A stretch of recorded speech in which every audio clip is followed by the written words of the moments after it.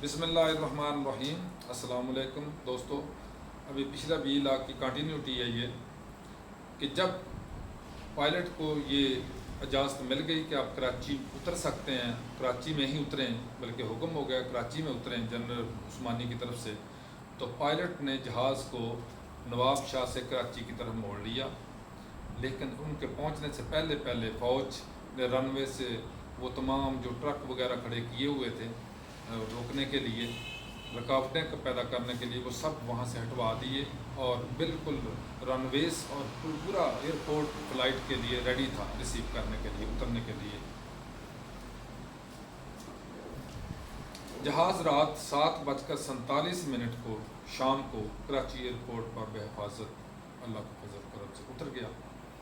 اور جنرل مشرف صاحب کو ریسیو کرنے کے لیے جنرل عثمانی، جنرل افتخار اپنے فوجی دستوں کے ساتھ موجود تھے۔ وہاں پہ کچھ دونوں کے درمیان ڈائیلاگز ہوئے، تو میں سمجھتا ہوں وہ بہت ضروری نہیں ہے کہ ان کا یہاں پہ تذکرہ کیا جائے۔ بہرحال جنرل عثمانی صاحب جنرل مشرف صاحب کو ساتھ لے کے کور 5 کراچی میں کور کے اندر چلے گئے، وہاں پہ ان کو ٹھہرایا۔ دوسری طرف 111 بریگیڈ جو اسلام آباد میں اپنا کام کر رہا تھا، کرن شاہد کے ساتھ ایک ٹیم ان کی پی ایم ہاؤس پہنچ گئی، اور انہوں نے جو سیکیورٹی پر پی ایم کی سیکیورٹی کے پر موجود تھے لوگ، ان سے ہتھیار رکھوا کے اندر چلے گئے۔ وہاں انہوں نے دیکھا کہ جنرل ضیاء بٹ اور جنرل اکرم وہاں بیٹھے ہوئے تھے، جس پر جنرل اکرم صاحب نے کرنل شاہد کو کہا کہ تم نے یہ کیا تماشا لگایا ہوا ہے، اس کو بند کرو، ختم کرو اس کو۔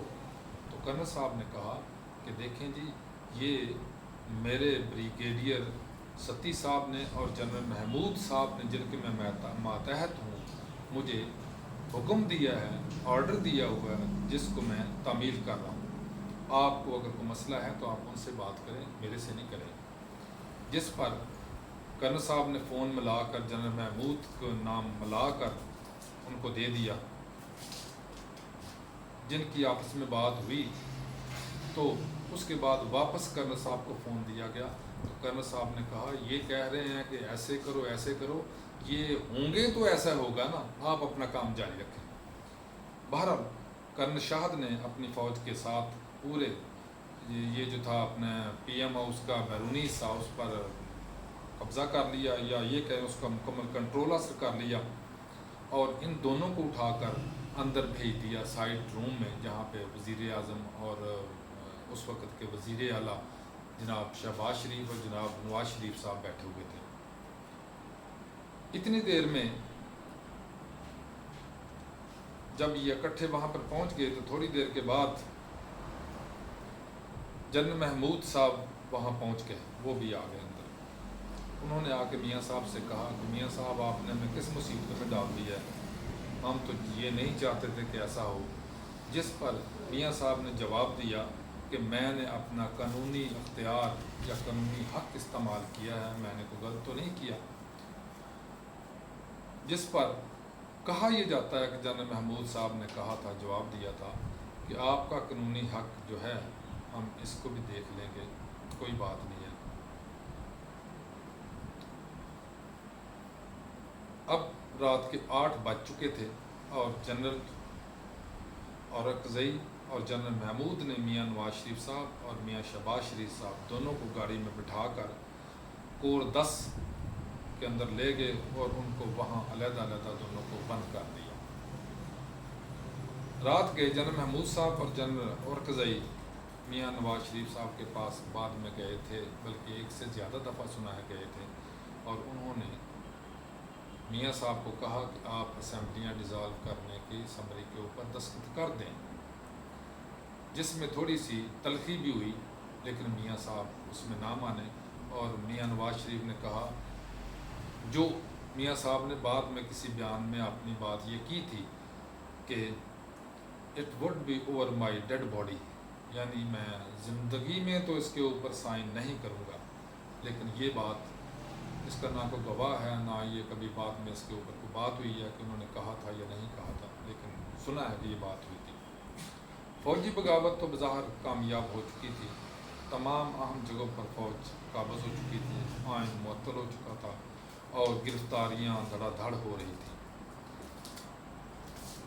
اب ایک لطف کی بات یہ ہے، اسی رات کو صدر رفیق تارڑ صاحب نے گورنر سندھ ممنون حسین کے ساتھ ایک ڈنر کا پروگرام بنایا ہوا تھا، تو رات 12 بجے ممنون صاحب نے صدر صاحب سے فون پر پوچھا کہ آپ کو پتہ تو ہے کہ حکومت چلی گئی ہے اور مارشل لا لگ گیا ہے، تو اب وہ پارٹی یا ڈنر ہوگا؟ تو صدر صاحب نے جواب دیا کہ ڈیفینیٹلی ہوگا، اور وہ ہوا بھی۔ دیکھ رہے ہیں اللہ کا رنگ، اللہ کے حکمت، اللہ کے کام،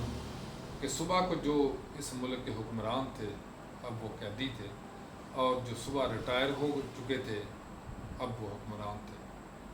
لیکن ان باتوں کا ہمارے حکمرانوں کے اوپر کوئی اثر نہیں ہوتا۔ پتہ نہیں کہ کیا بات ہے،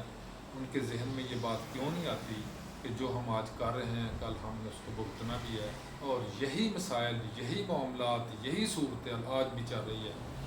کہ ایک دوسرے کو دباتے چلے جا رہے ہیں، گرفتار کیے جا رہے ہیں، پرچے دیے جا رہے ہیں، لیکن یہ سوچتے نہیں ہیں کہ جو آپ نے آج کرنا ہے وہ کل کو بھگتنا بھی ہے۔ اس کے بعد ہوا یہ کہ جب مارشل لا لگ گیا تو وہ جو میاں نواز شریف صاحب نے کہا تھا جب ریٹائرمنٹ کے ساتھ ساتھ میں ان کا کورٹ مارشل بھی کروں گا اور انکوائری کمیشن بھی بناؤں گا، تو آج تک نہ کوئی انکوائری کمیشن بنا اور نہ ہی کوئی اس کے بعد کوئی اس کے موضوع کے اوپر کوئی بات ہوئی۔ تو آج کے ویلاگ اسی پہ ختم کرتے ہیں۔ اللہ حافظ، السلام علیکم۔